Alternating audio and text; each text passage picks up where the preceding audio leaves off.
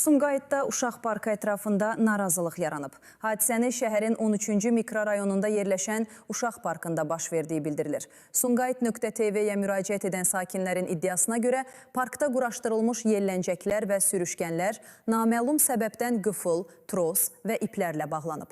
Sakinlərin sözlərinə görə park avadanlıqlarını bir xanım bağlayıb. Onlar iddia edirlər ki, həmin şəxs uşaqların parkdan istifadə etməsinə mane olur. Əraziyə girişə icazə vermir və bu səbəbdən mübahisələr yaranır. Redaksiyamıza müraciət edən sakinlər həmin xanımın kimliyi barədə məlumat versələr də Sumqayıt TV etik prinsipləri nəzərə alaraq onun adını açıqlamır. Sakinlərin bildirdiyinə görə hadisə 2026-cı il avqustun 3-də baş verib və məsələ ilə bağlı polisə də məlumat verilib.